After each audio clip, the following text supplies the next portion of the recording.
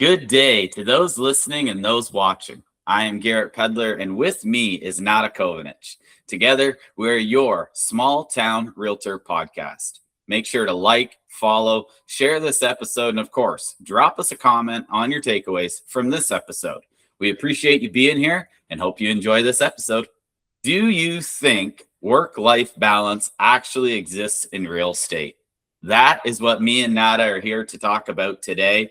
And I know we're going to have some different answers and some different viewpoints on this, but also overall, I think we're going to have a general theme with our introductions and with our flow of today's podcast. And that by the end of this, maybe you can implement a thing or two that will make you feel better about a work-life balance.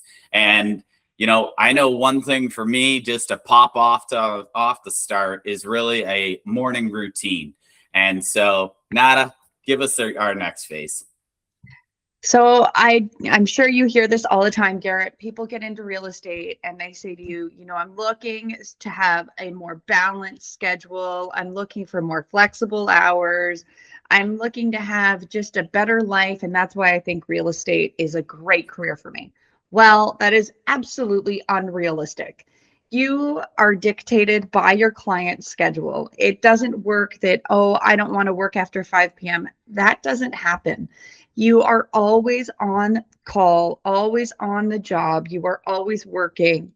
And I am also a workaholic. So I have to be honest on that end of things. I have never gone on vacation without my phone. So I truly, in the last 18 years that I've been in real estate, I have never gone on a true vacation without having my phone. So when I have an agent say to me, I would love to have so much more flexibility with my schedule.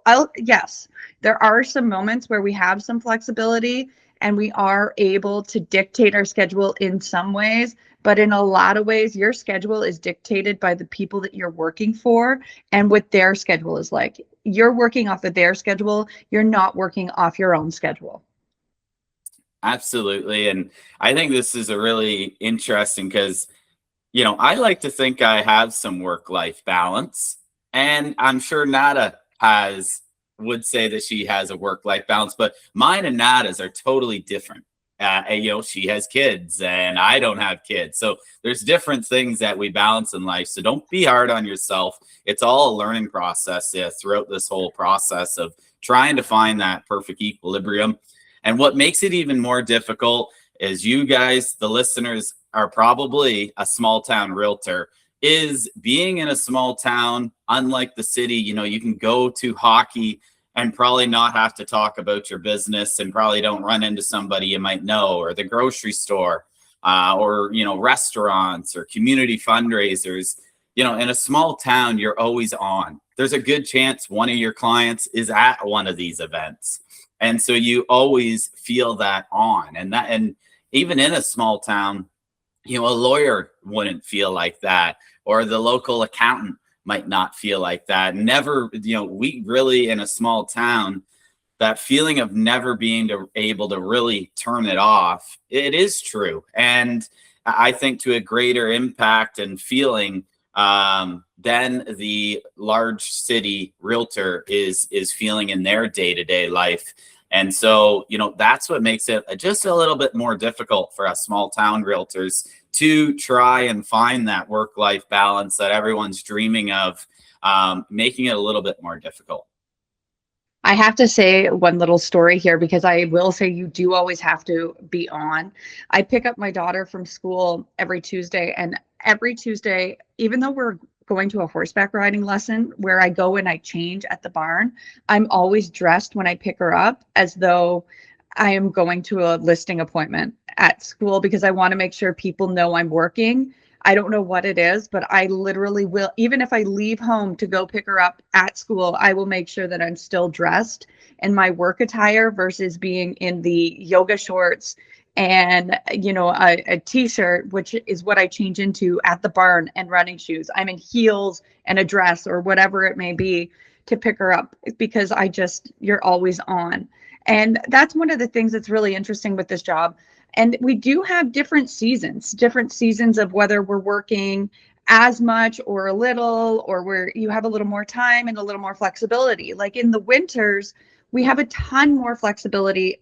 I say that, but I've had a week where I've had 7 deals close in a week, which is crazy. But we do have those downtimes that do happen in this industry. And of course, that's when you should be working on your business, not in your business, but you do have a little more flexibility with your schedule at that time. So you are able to work around. Like with me, I have a daughter and I am able to work around those things. The one nice thing that I get to do with the balance of things is if she is sick, I am able to cancel my day and I don't have to report to a boss to cancel my day. I do have to report to my clients, which are like my boss, but I do have that flexibility, and most people are extremely understanding when it comes to those things. And I can also be here every morning to get her on the bus, which for a 9 to 5, or sometimes that can be extremely difficult to do. And you do get that kind of flexibility. But with doing that, that means sometimes I have to work at 6 in the morning to ensure that I get all the tasks done before she gets on the bus. So you have the flexibility, but you have to be self-motivated in those moments, because you know you have to get up earlier to get the tasks done so that you're able to do the things that you want in life to be able to balance it out. So it can be a little difficult to motivate yourself. I mean, I know sometimes in the morning when my alarm goes off, I'm like, oh my gosh, really? Like, but the reality is you have to work those extra time hours, or I do some extra work after she's gone to bed in order for me to be at all of her horseback riding lessons and all of her activities. So there's balance in one sense, and then the other sense you lose a bit of the balance because you are working different or longer hours. You never get that part of your brain to shut down like you would with a 9 to 5 job. And part of what you're getting at there too, Nada, talking about, the 9 to 5 might miss things, is, what success costs and what that definition of success is to you.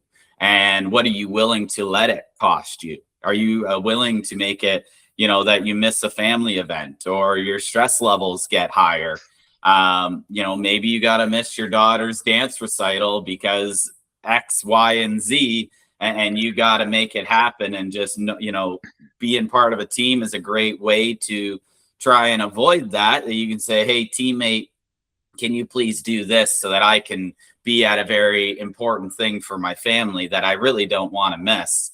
And, unfortunately, we do live on our phones, and the people around you might think you're bored of them or you're ignoring them, but that we need to be on our phones. It's a bit of a disease in this business that I know some people, have 2 phones. They have their business phone and their personal phone, and they'll give their business a phone away during certain hours to their admin and say, hey, just contact me if there's something you absolutely can't deal with. But, there are things you're going to miss, and it's unfortunate, but it's not unfortunate. It's part of the learning process, I guess is what I should say. Is, at the start, I think your what success cost breaking point is much different than 10 years down the road.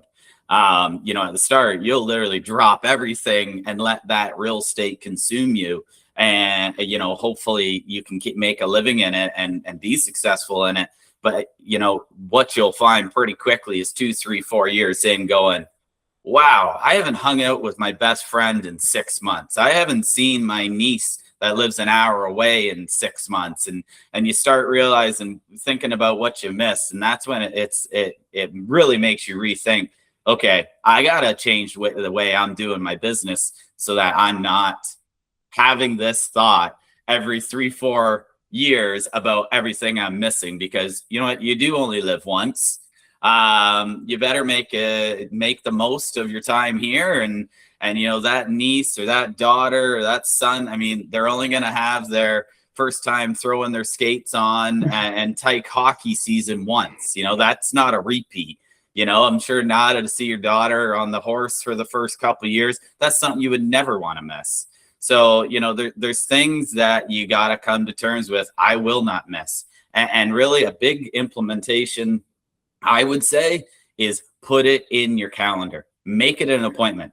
And when someone's, you don't need to tell them where you are. And I think I've gotten more comfortable. Like, I was just at the Canadian Open this past weekend, and somebody, called me, hey, where are you? And can you help me? I said, no, I can't. Like, I'm at the Canadian Open. Oh, that's awesome. I'm glad you made it there. Let's work on tomorrow. Or, what's tomorrow? Like, saying no isn't, they understand you have a life.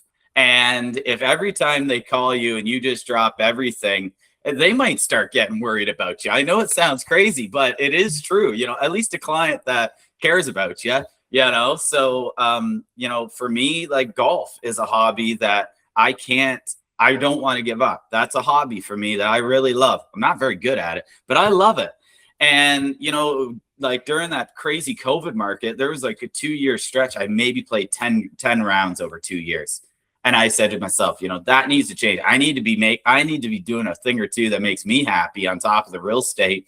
And so that's when me and a couple friends, and Mark, my brother, Tuesday evening, we play golf. I do not break that. I do not make appointments on Tuesday evenings. I tell my clients, hey, I can't do Tuesday. I play golf. And then that starts, oh, you play golf. So put it in your calendar. Don't feel bad about saying no. There is a balance. They know you have a life. They want you to have a life. So don't feel bad about saying no. And it's such a good point, because a lot of the times as real estate agents, we get in our own head and we actually think to ourselves that, oh, we can't have a life. We have to be a workaholic. They need to see us as a workaholic. They don't need to see the personal side of you. But showing the personal side actually does help you connect better with a lot of these clients. And so for me, I know myself, I have hit points in my career where I have hit burnout. And one of them was right before I started the team. And so what are some of the systems that you can put in place? Well, starting a team, being on a team is huge for helping with work-life balance. We've had people on our team who have had kids, who have been sick, who have gone through emotional parts of their life, losing a loved one, and having that team is able to give you a little bit more of that flexibility. And I know I push the teams thing, but I can tell you Garrett, you're a team as well. And it's life changing. I cannot explain how life changing it is, because it does give you work-life balance a little bit. I should say a little bit. Because at least now when I do have to be at the dance recital, or when I do have to be somewhere and I have scheduled it in, because that actually is one of the most important things that Garrett said, is you do have to schedule these moments in. But when I am there, I can screenshot text messages over to my team members while I'm at the dance recital saying, hey, can you get in contact with this client? Or I can send it over to my admin, or I can send it over to somebody. The dance recitals, actually, I was just at one and we were sitting through it, and we have a $2.5 million listing. Somebody was driving by and they really wanted to see it. And I'm at the dance recital. Well, with the team, I was able to put it out to the team, and in minutes, somebody's in contact with this girl and they're showing her waterfront properties in our area. So there is balance in that way, but the unfortunate thing with this business is, even when you have the balance, which means I'm not at appointments, I'm not out, and let's say I'm spending time with my daughter, the phone doesn't go away. And that's actually one of my biggest flaws, is trying to let go of the phone and not answer immediately on a Sunday afternoon at 2:00. I have a lot of times I have my watch on, my Apple Watch, and I take it off now a lot, because I was getting even more distracted by my phone, by answering clients. So you do have to set boundaries for yourself. Otherwise, you will get consumed in this business and you will always be on, literally. And if you do have to set those boundaries. Okay, it's Sunday. I will look at my phone once every hour, once every couple hours. And I know that sounds crazy, but you actually have to set that up in your mind, because it will consume you and you will lose out on those life moments, with whether it be with family, kids, friends, or taking some of your hobbies. I love to ride horses. I hadn't ridden in 2 weeks. And yesterday I rode, I scheduled it in my schedule that I was going to spend an hour and a half at the barn. And it actually makes you a better agent. It makes you a better person, because you're not as stressed. I came back refreshed. I came back as a better team leader, wife, mother, everything. I took that hour and a half for myself.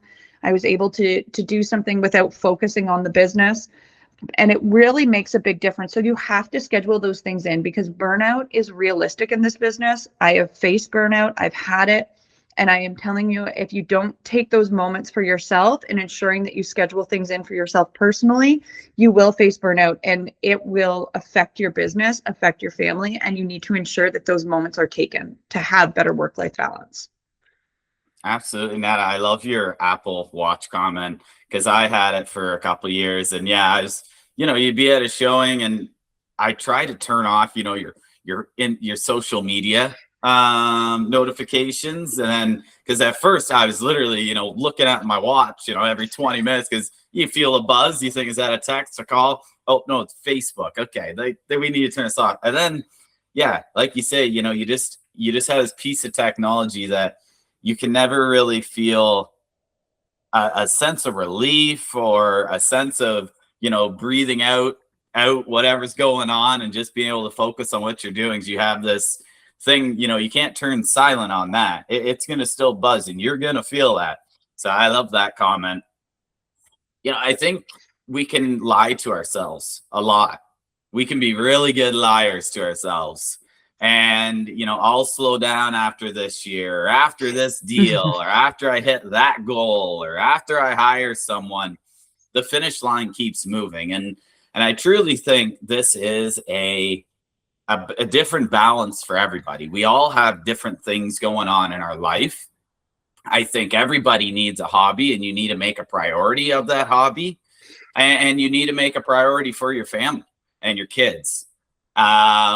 And so, I think you need to put those things in your calendar to make sure they don't get missed. And I know, the seasonality of this business, it can be easy to say, hey, this time, but that's the greatest way, is just put it in your calendar. I think it was I don't know what coach it was, thing that I was at. And he said, on Sunday night for the week ahead, or even do it in 2-week stretches.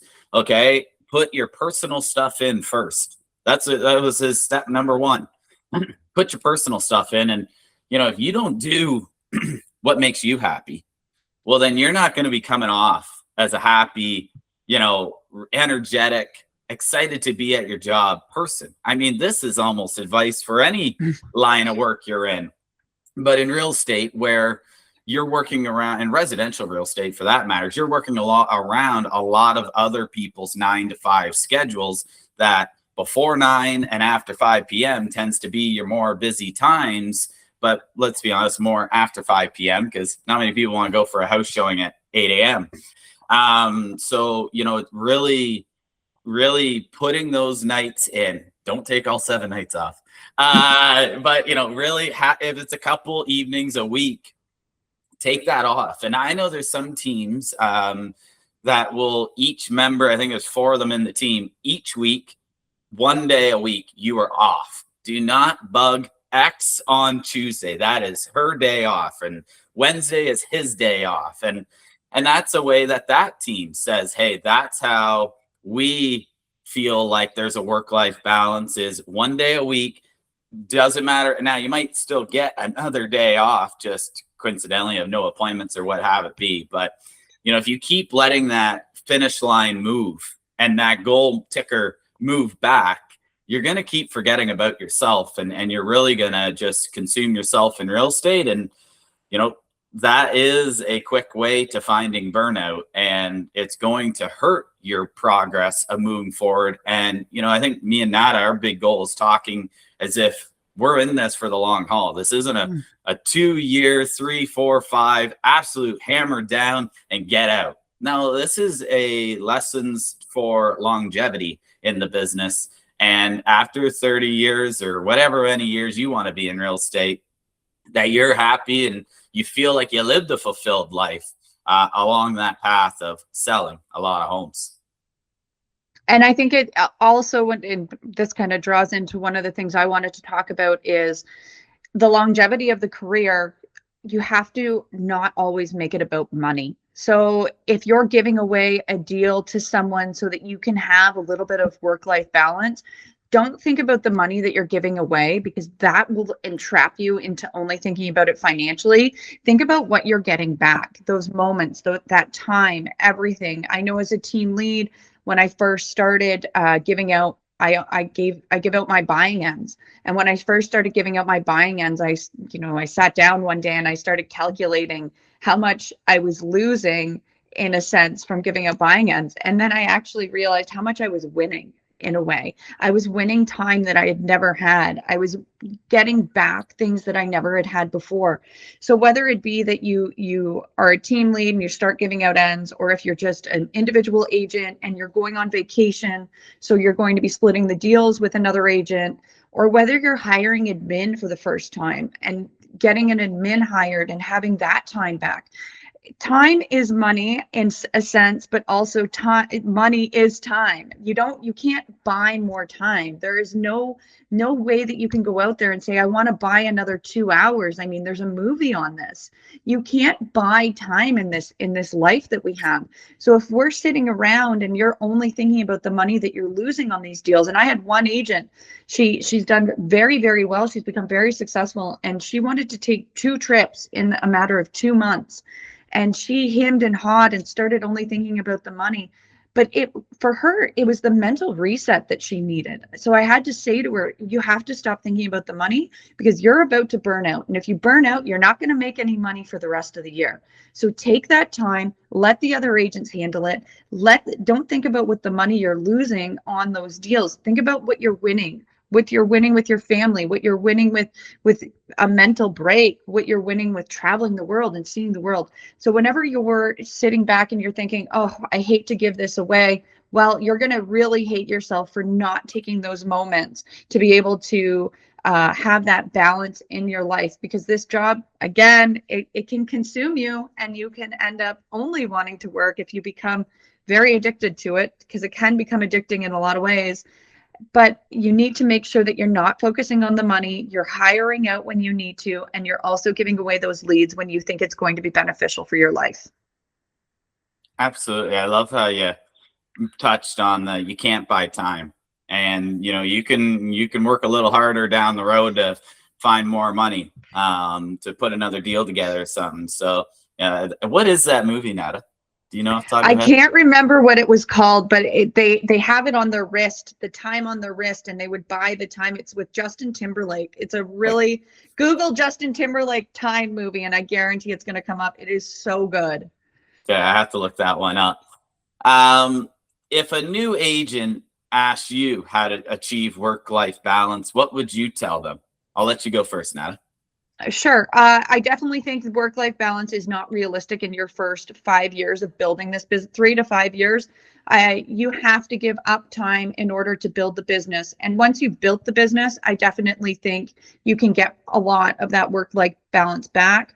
Being on a team definitely will help you in that first 3 to 5 years, but you need to be very focused on building your business initially. And once you've built your business, time is something that you can get back. And what do you think, Garrett? What's your side on this? I think I think it's very difficult. Absolutely very difficult. I guess if there's one tip I would say is figure out what's really important to you and slot off 2 slots a week, a 3-4 hour slot a week. Maybe that's Sunday evening and, Tuesday evening, whatever that may be. And, if you're a golfer, make one golf and make one family. When you get into the wintertime, it might be a little difficult to figure out where you're golfing. Maybe you got an indoor golf place like we do here in Grand Bend. But I think that's being pretty damn realistic with yourself. And if you have to, and someone says, I need you this time, move that block. Move that block. Don't delete it. Move it. And I think you'll find yourself with a lot more peace. And I wish I did this at the start, and I've fallen off a little bit here. I do it every summer to myself. As soon as nice weather comes, my morning routine is just right out the window because I can't get to bed till 10:30, 11, essentially. The sun doesn't go down till 10. And so my morning routine gets a little smashed up. But in the winter times, I'm much better at this because you can go to bed at 9 o'clock and not feel bad about a thing because it's dark. It's been dark out for 3 hours at that point. And so I really think a morning routine, because the morning before 9 a.m., before 8 a.m., let's say, no one's calling you or texting you. So nothing's taking you away from what you want to do. And maybe that's reading a book.